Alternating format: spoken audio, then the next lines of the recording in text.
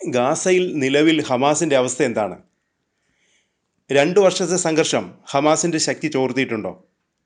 ഇത് സംബന്ധിച്ച് ചില റിപ്പോർട്ടുകൾ വന്നിട്ടുണ്ട്. ഇസ്രായേൽ സൈന്യത്തെ ഉദ്ധരിച്ചാണ് ഈ റിപ്പോർട്ടുകൾ. ഹമാസ് ഇപ്പോഴും ഗാസയിൽ ഒരു നിർണായക ശക്തിയാണെന്നാണ് ഇസ്രായേൽ സൈന്യം പറയുന്നത്. ഇപ്പോഴും ഏകദേശം 20,000 പോരാളികൾ ഹമാസിനുണ്ടെന്നാണ് സൈന്യത്തിൻ്റെ വെളിപ്പെടുത്തൽ.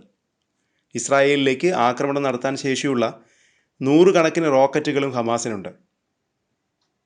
ഇപ്പോഴും ഹമാസ് കരുത്തുറ്റ ശക്തിയായി തുടരുന്നുവെന്നാണ് ഇസ്രായേൽ സൈന്യം പറയുന്നത്. ഗാസയിൽ 22,000-ത്തിലധികം പ്രവർത്തകരെ കൊന്നൊടുക്കുകയും പ്രധാന തുരങ്കങ്ങൾ നശിപ്പിക്കുകയും ചെയ്തതായി IDF അവകാശപ്പെടുന്നു. എന്നാൽ പരിശീലനം കുറഞ്ഞവരാണെങ്കിലും ഹമാസ് പുതിയ സൈനികരെ കൊണ്ട് തങ്ങളുടെ ഗ്രൂപ്പിനെ ശക്തമാക്കിയിട്ടുണ്ടെന്നാണ് ഇസ്രായേൽ സൈന്യം പറയുന്നത്. വെടിനിർത്തലിന് ശേഷവും താഴ്ന്ന നിലയിലുള്ള ആക്രമണങ്ങൾ ഹമാസ് തുടരുകയാണ്. കഴിഞ്ഞയാഴ്ച 2 ഇസ്രായേൽ സൈനികർ ആക്രമണത്തിൽ കൊല്ലപ്പെട്ടതായും റിപ്പോർട്ട് വന്നു. ഹമാസിൻ്റെ അടിസ്ഥാന സൗകര്യങ്ങളും പ്രധാന തുരങ്ക ശൃംഖലകളും ലക്ഷ്യമിട്ട് ഇസ്രായേൽ വ്യോമാക്രമണങ്ങൾ നടത്തിയിട്ടുണ്ട്. ഗാസയിൽ സംഘർഷം അവസാനിച്ചിട്ടില്ല. ഇരുവിഭാഗവും തുടർച്ചയായ സംഘർഷത്തിന് തയ്യാറെടുക്കുകയാണ്. അതിനാൽ വെടിനിർത്തൽ എത്രകാലം നിലനിൽക്കും എന്നതിൽ ആശങ്കയുണ്ട്. പ്രമുഖ ഇസ്രായേൽ മാധ്യമം ടൈംസ് ഓഫ് ഇസ്രായേലിൻ്റെ ഡിപ്ലോമാറ്റിക് റിപ്പോർട്ടർ ലാസർ ബർമൻ ശ്രദ്ധേയമായ ചില നിരീക്ഷണങ്ങൾ ഹമാസിനെ കുറിച്ച് നടത്തുന്നുണ്ട്.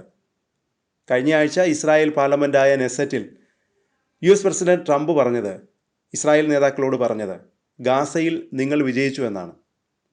ട്രംപിന് മുമ്പ് സംസാരിച്ച ഇസ്രായേൽ പ്രധാനമന്ത്രി ബെഞ്ചമിൻ നെതന്യാഹു പറഞ്ഞത്, നമ്മുടെ എല്ലാ ലക്ഷ്യങ്ങളും നേടിയെടുക്കുന്നതിലൂടെ യുദ്ധം അവസാനിക്കുന്നു എന്നാണ്.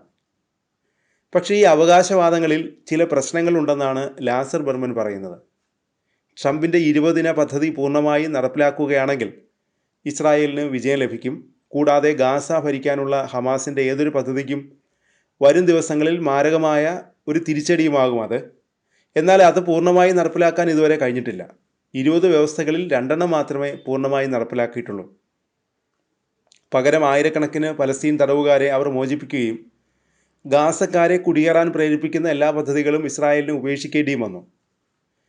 ഹമാസിൻ്റെ കസ്റ്റഡിയിൽ കൊല്ലപ്പെട്ട ഇസ്രായേൽ ബന്ദികളുടെ 28 മൃതദേഹങ്ങൾ വിട്ടുകൊടുക്കാനുള്ള 72 മണിക്കൂർ സമയം അവസാനിച്ച് 6 ദിവസങ്ങൾക്ക് ശേഷമാണ്. അതും 12 മാത്രമേ അവർ കൈമാറിയുള്ളൂ.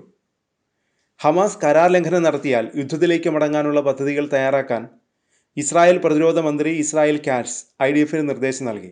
എന്നാൽ ഇസ്രായേലിൽ നിന്നോ US നിന്നോ വരുന്ന അത്തരം ഭീഷണികൾ ഹമാസിനെ ബാധിക്കുന്നില്ലെന്നാണ് ലാസർ ബർമൻ പറയുന്നത്. ട്രംപിൻ്റെ പദ്ധതിയുടെ കേന്ദ്ര ഘടകം ഹമാസിൻ്റെ നിരായുധീകരണമാണ്. എന്നാൽ നിരായുധീകരണത്തിന് ഒരുക്കമല്ലെന്നാണ് ഹമാസ് പറയുന്നത്. ആയുധങ്ങൾ ഉപേക്ഷിക്കാൻ വിസമ്മതിച്ചാൽ ഹമാസിനെ വീണ്ടും ആക്രമിക്കുമെന്ന് ട്രംപ് ഭീഷണി മുഴക്കിയിട്ടുണ്ട്. എന്നാൽ അതൊന്നും ഹമാസിനെ ബാധിച്ച മട്ടില്ല. ഹമാസ് ഇപ്പോഴും ഗാസയിൽ സർവാധിപത്യത്തോടെ തുടരുകയാണെന്നാണ് ലാസർ ബർമൻ പറയുന്നത്. ഹമാസ് ആയുധങ്ങൾ മറയ്ക്കാൻ ശ്രമിക്കുന്നില്ല. അവർ പരസ്യമായി വധശിക്ഷ നടപ്പിലാക്കി. അവരുടെ പ്രവർത്തകർ യൂണിഫോം ധരിച്ച് തോക്കുകൾ വീശി പിക്കപ്പ് ട്രക്കുകളിൽ ഗാസയിൽ ചുറ്റി സഞ്ചരിക്കുന്നു. അധികാരം കൈമാറാനും ആക്രമണം ഉപേക്ഷിക്കാനും പോകുന്ന ഒരു പരിക്കേറ്റ സംഘടനയുടെ പെരുമാറ്റമല്ല ഇതെന്നാണ് ലാസർ ബർമൻ്റെ നിരീക്ഷണം.